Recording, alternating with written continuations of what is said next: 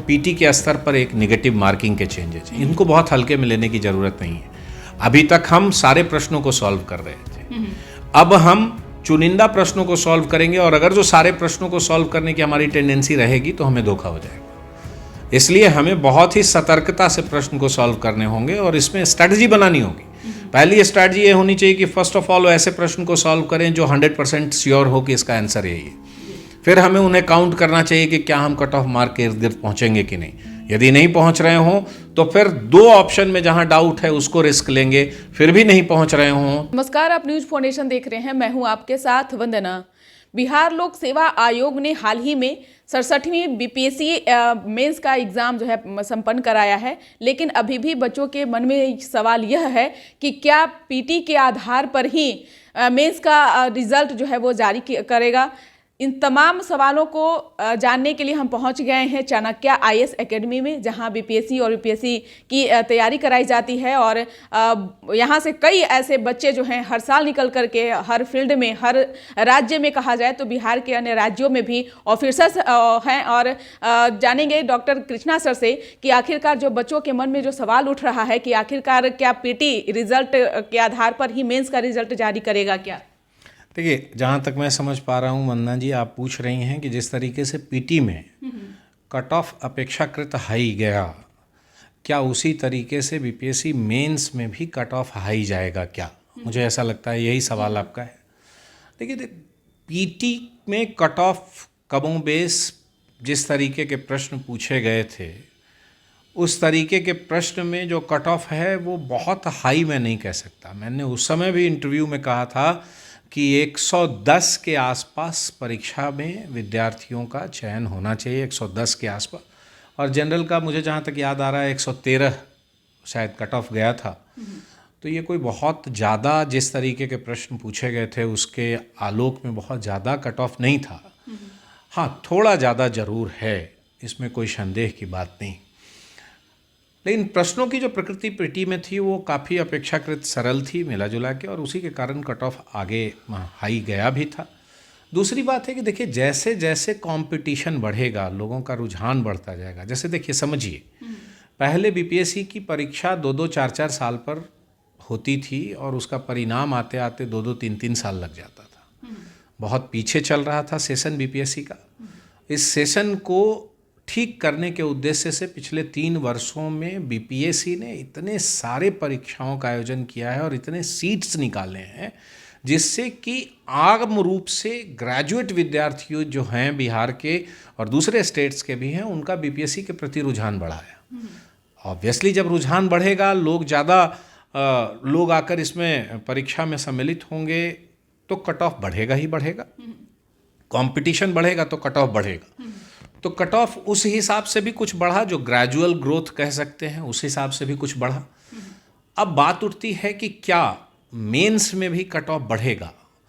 तो देखिए, मेंस के जो प्रश्न पूछे गए हैं, पेपर फर्स्ट और पेपर सेकंड दोनों जीएस की यदि बात करें तो प्रश्न सामान्य प्रकार के हैं, जैसे पूछे जाते रहे हैं उसी प्रकार के प्रश्न हैं।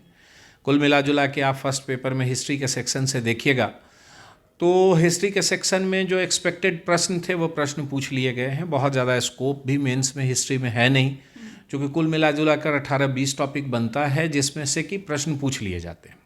जैसे आप देखिए, 2 ट्राइबल मूवमेंट है, संथाल और मुंडा, उसमें से 1 प्रश्न है। 3 पर्सनालिटी हैं, गांधी, नेहरू, टैगोर, उसमें से 2 प्रश्न हैं। गांधी के 4 मूवमेंट हैं, चंपारण, असहयोग, सविनय अवज्ञा और भारत छोड़ो, इसमें से प्रश्न पूछ लिए गए हैं। 1857 एक टॉपिक बनता है। फिर एक कांग्रेस की स्थापना से रिलेटेड प्रश्न पूछ लिए गए हैं। 4 प्रमुख आर्ट एंड कल्चर से टॉपिक बनते हैं, मौर्य, पाल, मधुबनी और पटना कलम, इसमें से 1 प्रश्न पूछ लिया गया है। तो कुल मिला जुला के सामान्य प्रश्न है। हाँ, कुछ 1-2 प्रश्न मुझे डायनेमिक दिखाई दे रहे हैं, जैसे निर्वाचन से संबंधी जो प्रश्न है वो प्रश्न थोड़ा डायनेमिक है। बहुत लंबे समय से जो बात उठ रही है उस तरीके का प्रश्न है। 1 नेशन 1 इलेक्शन की बात की जा रही है, तो इस टाइप के प्रश्न हैं, तो थोड़े डायनेमिक दिखाई दे रहे हैं। अदरवाइज जो प्रश्न हैं वो उसी तरीके से, यूक्रेन की बात इतने ज़्यादा लंबे समय से चली आ रही थी, लगातार न्यूज़ में था, तो उससे रिलेटेड प्रश्न पूछे गए हैं। तो कुल मिला जुला कर जो मुझे प्रश्न दिख रहे हैं वो सामान्य प्रकार के हैं और एक्सपेक्टेड प्रश्न हैं। अब सवाल ये उठता है कि जब एक्सपेक्टेड प्रश्न हैं और विद्यार्थियों ने उस एक्सपेक्टेशन को समझते हुए तैयारी की होगी तो ऑब्वियसली कट ऑफ 10-5 नंबर ऊपर जाना चाहिए सामान्य स्तर पर। लेकिन मेंस के कट ऑफ को बताना संभव नहीं होता है, क्योंकि मेंस एग्जामिनेशन आप समझिए वस्तुनिष्ठ परीक्षा नहीं है, ये सब्जेक्टिव एग्जामिनेशन है जिसमें कि विद्यार्थियों की लेखन शैली, उनके एडमिनिस्ट्रेटिव अप्रोच, उनके प्रशासनिक कौशल से दिए गए आंसर्स और टीचर की अपनी अभिव्यक्ति, सभी चीज़ों का मिला जुला प्रतिरूप होता है उनका नंबर। तो इसलिए पूरे तौर पर तो कोई भी अगर जो ये कह रहा हो या बताने की स्थिति में हो कि भाई कट ऑफ कितना जाएगा मेंस का, ये मुझे नहीं लगता है, मेरे हिसाब से यह असंभव है। लेकिन प्रश्नों की प्रकृति सामान्य प्रकार के प्रश्न हैं। जिन्होंने थोड़े से लीक से हट के प्रश्न लिखे होंगे, जैसे हिस्ट्री में जिन्होंने कांग्रेस आंदोलन को टच किया होगा उनको 4-5 नंबर, 2-3 नंबर ज़्यादा मिलने की संभावना है। जिन्होंने वन नेशन वन इलेक्शन को लिखा होगा सामान्य जनरल प्रश्नों को छोड़कर, तो वहाँ भी 2-4 नंबर ज़्यादा मिलने की संभावना है, अगर जो अच्छे से उन्होंने रिप्रेजेंट किया होगा। तो कहने का मतलब है कि जनरलाइज प्रश्नों को छोड़कर जिन्होंने थोड़े से अच्छे डायनेमिक प्रश्न को उठाने की कोशिश की होगी उनको थोड़ा ज़्यादा नंबर आएगा। जनरलाइज प्रश्न जिन्होंने लिखा है उनको थोड़ा कम नंबर आएगा। कुल मिला जुलाकर जो स्थिति है वो ये है कि जितना कट ऑफ पहले जाता था उसी के इर्द गिर्द 10-5 नंबर, 15 नंबर, 20 नंबर के आसपास की स्थिति बनेगी। इससे ज़्यादा मुझे नहीं लगता है कि कोई परिवर्तन होगा। मैं फिर दोहरा रहा हूँ कि मेंस को प्रेडिक्ट करना, मेंस के कट ऑफ को प्रेडिक्ट करना बहुत ही मुश्किल काम है। लेकिन जो प्रश्नों की प्रकृति है, जिस तरीके से प्रश्न बीपीएससी हमेशा पूछता आया है उसी तरीके के प्रश्न हैं, और जब उस तरीके के प्रश्न हैं तो ऑब्वियसली उत्तर भी उसी तरीके के होंगे, और फिर जब उत्तर वैसे होंगे तो जो टीचर मार्किंग उनको करेंगे, जो उनको नंबर देंगे, कमोबेश उसी स्तर पर होना चाहिए।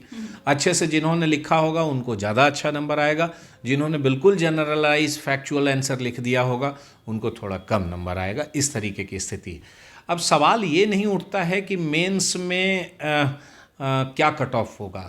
उससे ज़्यादा इम्पॉर्टेंट सवाल ये है कि भाई जो सिलेबस चेंज हुआ है उसके हिसाब से क्या करना चाहिए विद्यार्थियों को। बिल्कुल, मेरा अगला यही था। ये एक बहुत ही इम्पोर्टेंट, चूंकि देखिए जो बच्चों के मन में लगातार उलझने जो है वो बढ़ती जा रही है। हाँ, और सबसे बड़ी बात क्या है कि इस बीच में जो हमने रिसर्च एंड डेवलपमेंट किया है उसमें कुछ विद्यार्थियों के ट्रेंड मुझे गलत दिखाई दे रहे हैं। इस कारण भी मैं आपके समक्ष ये संबोधित करना चाह रहा था कि भाई देखिए क्या है, लोगों के जो चेंजेज हुए हैं वो पीटी के स्तर पर एक नेगेटिव मार्किंग के चेंजेज हैं। इनको बहुत हल्के में लेने की ज़रूरत नहीं है। अभी तक हम सारे प्रश्नों को सॉल्व कर रहे थे, अब हम चुनिंदा प्रश्नों को सॉल्व करेंगे, और अगर जो सारे प्रश्नों को सॉल्व करने की हमारी टेंडेंसी रहेगी तो हमें धोखा हो जाएगा। इसलिए हमें बहुत ही सतर्कता से प्रश्न को सॉल्व करने होंगे और इसमें स्ट्रैटेजी बनानी होगी। पहली स्ट्रैटेजी ये होनी चाहिए कि फर्स्ट ऑफ ऑल ऐसे प्रश्न को सॉल्व करें जो 100% श्योर हो कि इसका आंसर यही है। फिर हमें उन्हें काउंट करना चाहिए कि क्या हम कट ऑफ मार्क के इर्द गिर्द पहुँचेंगे कि नहीं। यदि नहीं पहुँच रहे हों तो फिर 2 ऑप्शन में जहाँ डाउट है उसको रिस्क लेंगे, फिर भी नहीं पहुँच रहे हों तब फिर आगे बढ़ेंगे। इस तरीके से एक दिन पीटी पर आप हमसे विस्तार से चर्चा करेंगी तो मैं उसके संदर्भ में आपको बताऊंगा कि क्या विद्यार्थियों को करना चाहिए। लेकिन जो परीक्षा दिए हैं उन बच्चों में ही उलझने ज्यादा बढ़ गई है, क्योंकि लगातार गूगल से कुछ न कुछ देख ले रहे हैं, कर ले रहे हैं, बच्चे परेशान हो जा रहे हैं। देखिए क्या है, गूगल की तो स्थिति कमोबेश आज की, सॉरी टू से, लेकिन अजीबो गरीब स्थिति है। कोई कहता है खड़ा होके पढ़ोगे तब पास करोगे, अजीब। हाँ, बहुत ही कंट्राडिक्टरी स्टेटमेंट्स आ रहे हैं। तो खैर विद्यार्थियों को जो टॉपिक को बताया, डीपली में जाकर बताया, और रियल में अगर बच्चे इस तरह से लिख करके आए होंगे या सवालों का जवाब दे करके आए होंगे तो उनका 100% है कि रिजल्ट होना बहुत ही अच्छा। दूसरी बात कि मेंस में जो चेंजेज हुए हैं उसमें विद्यार्थियों के संदर्भ में मुझे कुछ गलत ट्रेंड दिखाई दे रहा है। वो एस्से को बहुत ही हल्के में लेके चल रहे हैं।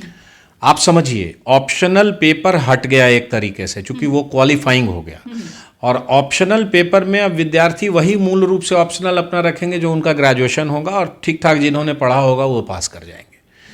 उसके एवज में एस्से का एक पेपर हुआ है, और एस्से के पेपर को आप ये मत समझिए कि 10वीं कक्षा का एस्से है कि जिसमें हम एक एस्से लिख के चले आते थे, कुछ भी व्हाटएवर, छोटा सा एक एस्से। ये एस्से बहुत ही डायनेमिक तरीके से लिखना होगा।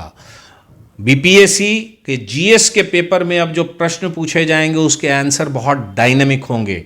इसमें अब विद्यार्थियों से ये एक्सपेक्टेशन होगा कि वो किसी भी टॉपिक पर बिहार में हो रही प्रगति, देश में हो रही प्रगति, विश्व में हो रही प्रगति और उन सभी प्रगतियों का बिहार के विकास में योगदान के संदर्भ में व्यापक पैमाने पर हॉलिस्टिकली सोचें, समझें और लिखें, पढ़ें। इस तरीके से डायनेमिक सोच के साथ अपने आंसर्स को देने होंगे।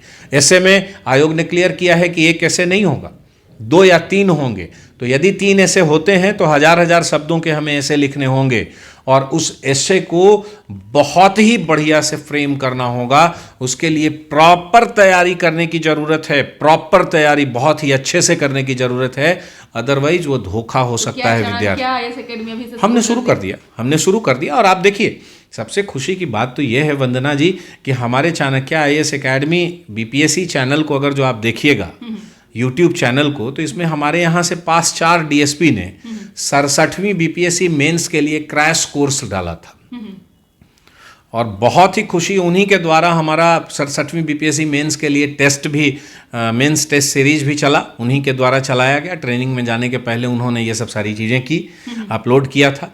और बहुत खुशी की बात है कि जो मेंस में प्रश्न पूछे हैं वो उनके द्वारा बताए गए पेरिफेरी एरिया से ही पूछे और उन्होंने जिस तरीके से उन प्रश्नों को इन डेप्थ जाके डिस्क्राइब किया था, यदि हमारे विद्यार्थियों ने, जिन विद्यार्थियों ने उनको सुना होगा, उनको देखा होगा, उनको पढ़ा होगा, उसके अनुरूप अपना आंसर लिखा होगा 67वीं बीपीएससी में, तो निसंदेह डीएसपी के द्वारा पढ़ाए गए विद्यार्थी डीएसपी बनेंगे, इसमें कोई संदेह नहीं।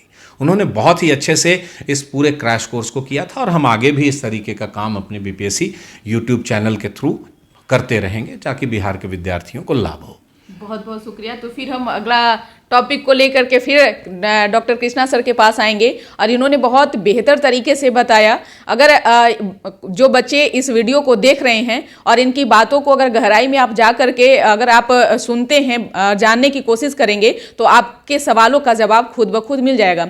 अगर अभी भी आपके मन में कुछ भी सवाल हो तो कमेंट बॉक्स में जा करके जरूर अपना ओपिनियन बताइएगा और आपका सवाल का जवाब हम जरूर सर से एक बार पूछताछ करेंगे। इसकर बस इतना ही। बने रहिए न्यूज फोनेशन के साथ। तब तक हमारे चैनल को सब्सक्राइब नहीं किए हैं तो कर लीजिएगा। धन्यवाद।